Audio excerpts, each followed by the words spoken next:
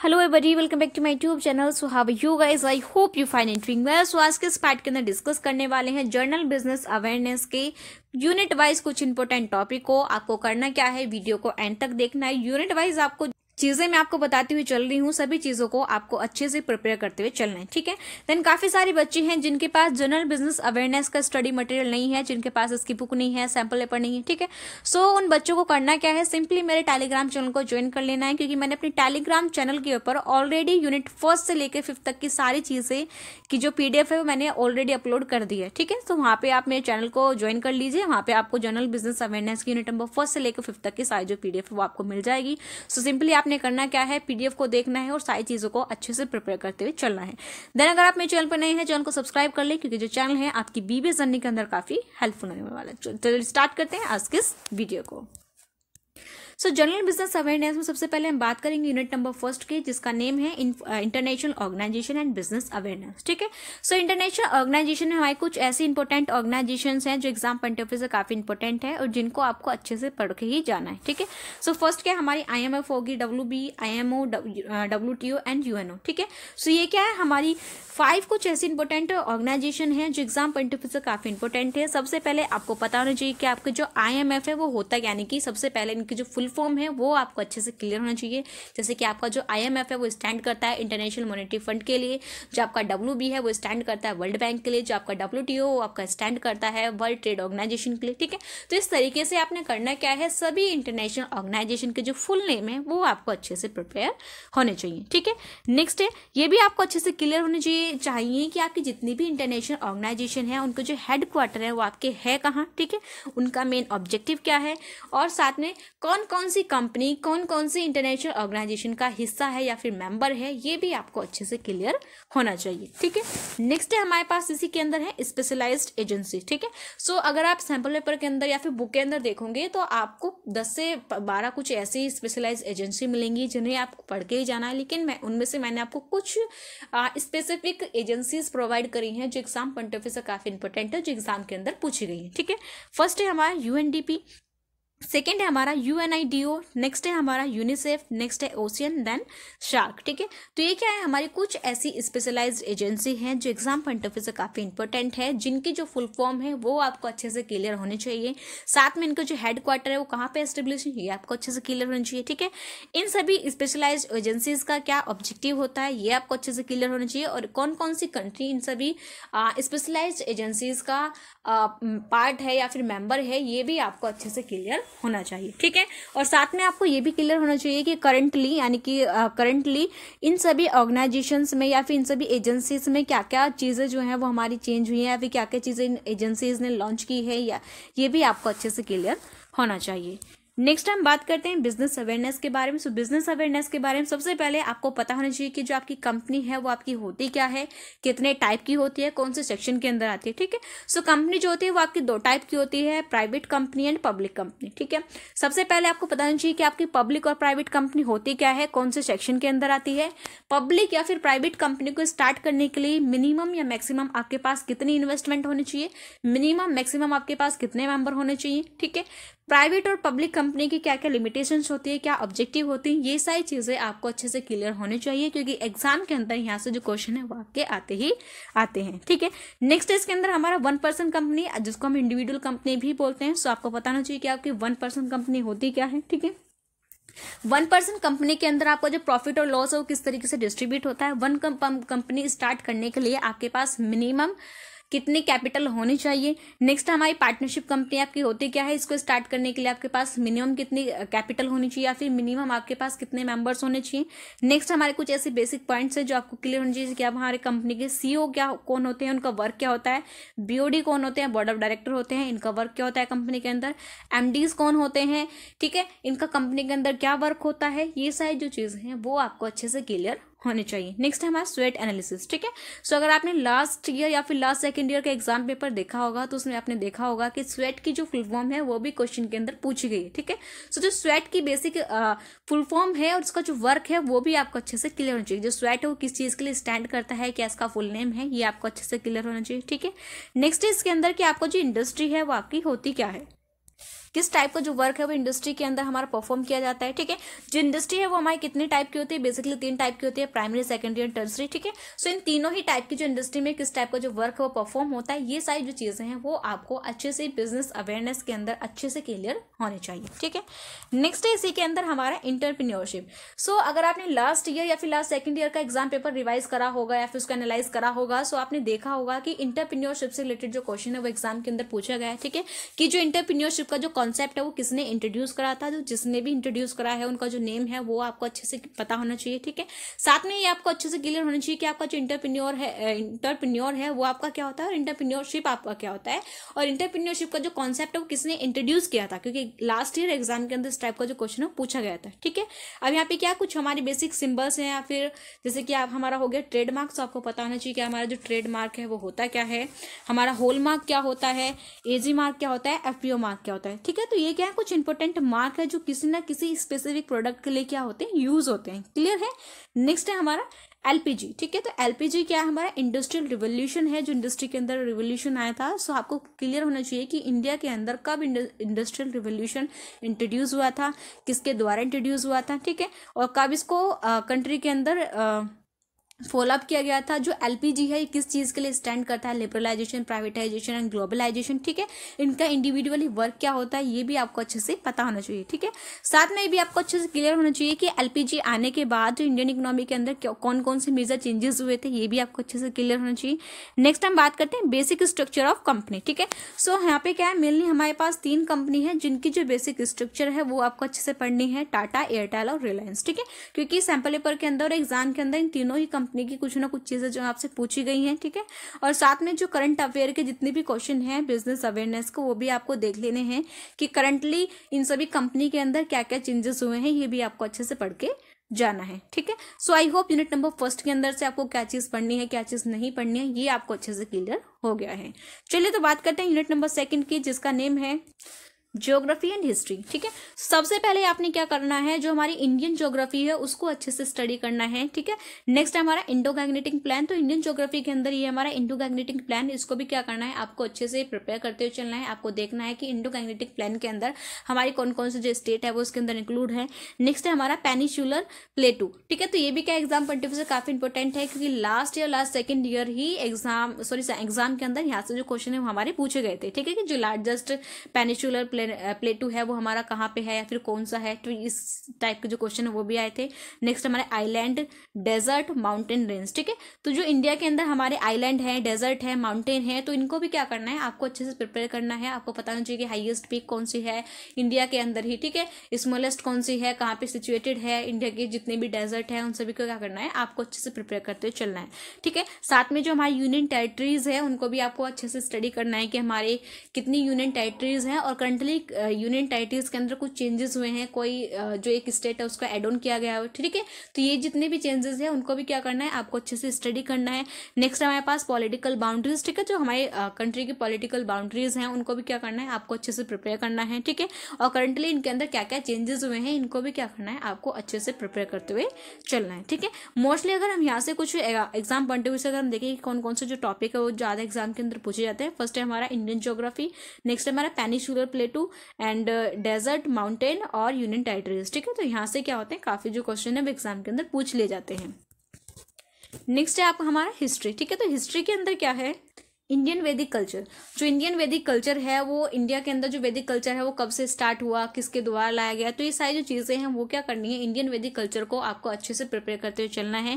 Next हम बात करते हैं वेद्स की। ठीक है, जो वेद्स हैं ये क्या हमारे एग्जाम पॉइंट ऑफ व्यू से काफी इंपॉर्टेंट है, क्योंकि यहाँ से जो क्वेश्चन है वो एग्जाम के अंदर आते ही आते हैं। ठीक है, तो अगर मेजरली बात करें तो हमारे पास क्या होते हैं, 4 वेद हैं, ऋग्वेद, सामवेद, यजुर्वेद और अथर्ववेद। ठीक है, वही जितने भी हमारे 4 वेद हैं यहाँ पे आप देख सकते हो कि जो हमारा ऋग्वेद है वो बुक ऑफ मंत्रा है, जो सामवेद है वो हम book of chant, Yajurveda book of ritual and Atharvaveda book of spell. ठीक है, सो ये क्या है, हमारे 4 वेद हैं जो एग्जाम पॉइंट ऑफ व्यू से काफी इंपॉर्टेंट है। इन सभी चारों वेदों को आपको करना क्या है, अच्छे से प्रिपेयर करते हुए चलना है। ठीक है, अभी अगर आपने लास्ट ईयर या फिर लास्ट सेकंड ईयर के एग्जाम पेपर को एनालाइज किया होगा तो आपने देखा होगा कि वहाँ पे ऋग्वेद से रिलेटेड एक क्वेश्चन आया था, जिसमें आपसे पूछा गया था कि जो हमारा जो गायत्री मंत्र है वो कौन से वेद के अंदर आता है। ठीक है, तो जो गायत्री मंत्र है वो किसके अंदर आता है, हमारा ऋग्वेद के अंदर आता है। तो इस टाइप के क्वेश्चन आते हैं, इसलिए आपने करना क्या है, इन सभी वेद्स को अच्छे से प्रिपेयर करते चलना है। ठीक है, नेक्स्ट है हमारे पास कुछ इंपॉर्टेंट एंशिएंट टेम्पल। ठीक है, जो हमारे पुराने मंदिर थे जो एग्जाम पॉइंट ऑफ से काफी इंपॉर्टेंट हैं, उन सभी को आपको अच्छे से स्टडी करनी है कि इन सभी टेम्पल को कौन से किंग ने यानी कौन से राजा ने इनको क्या करा था, बिल्ड करा था। ठीक है, और कौन सा जो मंदिर है वो किस भगवान को क्या करता है, डेडिकेट करता है। तो ये सारी चीजें आपको करनी क्या है, यूनिट नंबर 2 से अच्छे से प्रिपेयर करते हुए चलना है।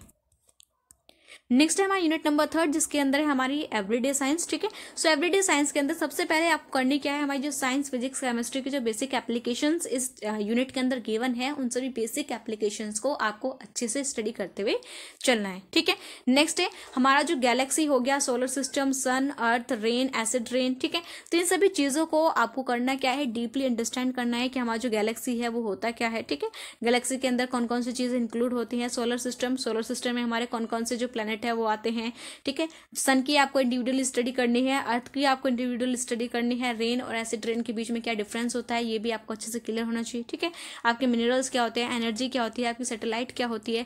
तो इन सभी चीज़ों की आपको करनी क्या है, अच्छे से प्रिपरेशन करते हुए चलना है, क्योंकि अगर आप लास्ट ईयर या फिर लास्ट सेकेंड ईयर के एग्जाम पेपर को उठाकर देखोगे तो यहीं से जो क्वेश्चन है वो आपके एग्जाम के अंदर पूछे गए हैं। ठीक है, साथ में जो हमारे करंट अफेयर्स और जनरल नॉलेज है इस चैप्टर से एवरीडे साइंस से रिलेटेड, उनको भी क्या करना है, आपको अच्छे से प्रिपेयर करते हुए चलना है। ठीक है, सो नेक्स्ट चलते हैं हम अपनी। नेक्स्ट है हमारे current affair and general knowledge जिसके अंदर हमारे क्या है, इसी यूनिट के अंदर है नेशनल एंड इंटरनेशनल अफेयर्स। जो हमारे इंपॉर्टेंट नेशनल और इंटरनेशनल अफेयर्स हैं उनको क्या करना है, आपको अच्छे से प्रिपेयर करना है, क्योंकि आपको पता होना चाहिए करंटली हमारे कौन कौन से जो चीज़ें हैं वो नेशनल और इंटरनेशनल लेवल पे हुई हैं। ठीक है, या फिर चेंजेस हुए हैं किन किन चीज़ों के ऊपर।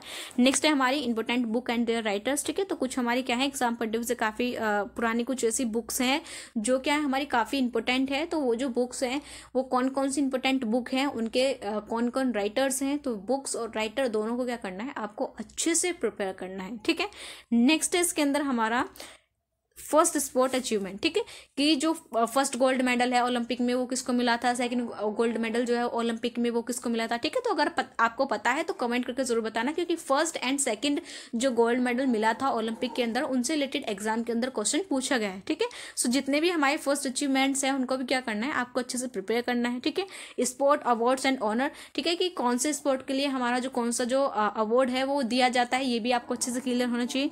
Next state animal and symbol. ठीक है, तो सभी स्टेट के जो एनिमल्स हैं और उनके जो सिंबल्स हैं ये भी आपको अच्छे से क्लियर होना चाहिए। अगर आपने लास्ट ईयर का क्वेश्चन पेपर का एनालाइज किया होगा तो आपने देखा होगा कि दिल्ली एनसीआर का जो स्टेट एनिमल है उसके बारे में पूछा गया था कि दिल्ली एनसीआर का स्टेट एनिमल कौन सा है। ठीक है, तो वो क्या थी, हमारी नीलगाय हैं।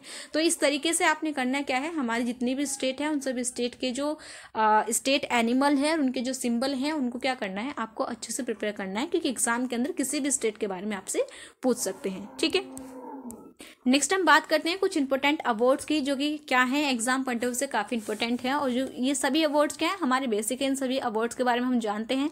सो आपने करना क्या है, इन सभी अवार्ड्स को अच्छे से प्रिपेयर करते हुए चलना है कि जो भारत रत्न है ये अवार्ड किस टाइप के पर्सनस को दिया जाता है, पद्म अवार्ड है ये किस टाइप के पर्सन को दिया जाता है, नोबेल प्राइज किससे दिया जाता है, ऑस्कर अवार्ड किससे मिलता है, अर्जुन अवार्ड किससे मिलता है, गांधी राजीव खेल रत्न किसको मिलता है और ध्यानचंद अवार्ड किसको मिलता है। ठीक है, तो ये क्या है, हमारे कुछ इंपॉर्टेंट अवार्ड हैं जिनके बारे में आपको अच्छे से पता होना चाहिए कि कौन सा अवार्ड किसको डेडिकेट किया जाता है। ठीक है, नेक्स्ट है हमारा Nobel prize for their important discoveries. ठीक है, सो आपने देखा होगा कि जो हमारे नोबेल प्राइज हैं क्या मिलते हैं, इंपॉर्टेंट डिस्कवरीज के लिए मिलते हैं। तो आपको पता होना चाहिए कि जो नोबेल प्राइज हैं अभी तक किन किन को प्रोवाइड करे गए हैं और उनकी किस टाइप की डिस्कवरीज के लिए उनको जो नोबेल प्राइज है वो उन्हें दिए गए हैं। ठीक है, नेक्स्ट हमारे इंपॉर्टेंट डेज। तो इंपॉर्टेंट डेज भी क्या है, एग्जाम पॉइंट ऑफ व्यू से काफी इंपॉर्टेंट है। आपने देखा होगा, अगर आपने प्रीवियस ईयर का एग्जाम पेपर एनालाइज किया होगा तो वहाँ पे आपने देखा होगा कि काफी जो डेज से रिलेटेड काफी क्वेश्चन जो है वो हमसे पूछे गए थे कि वर्ल्ड इन्वायरमेंट डे कब मनाया जाता है, या फिर योगा डे आपका कब मनाया जाता है, वुमेन डे कब मनाया जाता है। ठीक है, तो इस तरीके के जो हमारे इंपॉर्टेंट डेज होते हैं उनके बारे में भी आपको पता होना चाहिए कौन सा डे हमारा कब मनाया जाता है। ठीक है,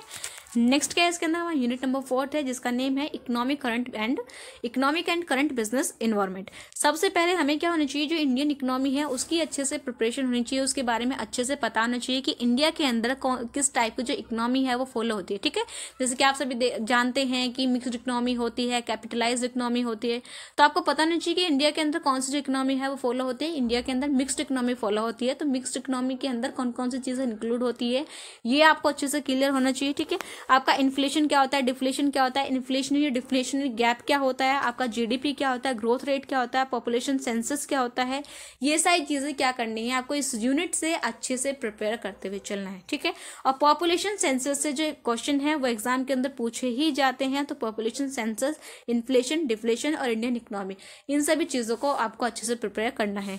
नेक्स्ट हमारे पास पर कैपिटल इनकम, तो आपको पता नहीं चाहिए कि हमारा पर कैपिटल इनकम क्या होता है, और साथ में क्या करना है जो करंट बिजनेस डेवलपमेंट, कि करंटली बिजनेस के अंदर या फिर इकोनॉमी के अंदर कौन कौन से चेंजेस हुए हैं, कौन कौन से डेवलपमेंट हुए हैं, कौन कौन से जो इकोनॉमी है गवर्नमेंट ने लॉन्च की है, कब लॉन्च की है, तो ये सारी जो चीजें हैं वो क्या करनी है आपको अच्छे से प्रिपेयर करते हुए चलिए। ठीक है, और ये सारी जो चीजें हैं वो आपको सैंपल पेपर या फिर बुक के अंदर नहीं मिलेंगी, कुछ जो चीजें हैं वो क्या करनी होंगी आपको यूट्यूब से जर्नली सर्च करके खुद से प्रिपेयर भी करनी होगी। ठीक है, नेक्स्ट है हमारा यूनिट नंबर 5 जिसका नेम है कॉन्स्टिट्यूशन एंड पॉलिसी। तो सबसे पहले आपको पता होना चाहिए कि हमारा जो कॉन्स्टिट्यूशन है वो हमारा होता क्या है। ठीक है, कॉन्स्टिट्यूशन के फादर कौन है, इसको बनाने में कितना टाइम लगा है, या फिर इसको हमने कब एस्टेब्लिश किया है, तो ये सारी जो चीज़ें हैं कॉन्स्टिट्यूशन से रिलेटेड जो इसकी बेसिक इन्फॉर्मेशन है एटलीस्ट वो तो आपको अच्छे से क्लियर होना चाहिए। ठीक है, कॉन्स्टिट्यूशन का क्या विजन था, इसका क्या आइडियल था। ठीक है, कॉन्स्टिट्यूशन में सिटीजन को या फिर इंडिविजुअल को किस टाइप के जो राइट्स है वो प्रोवाइड करे गए, या फिर जैसे कि आता है ना कि संविधान ने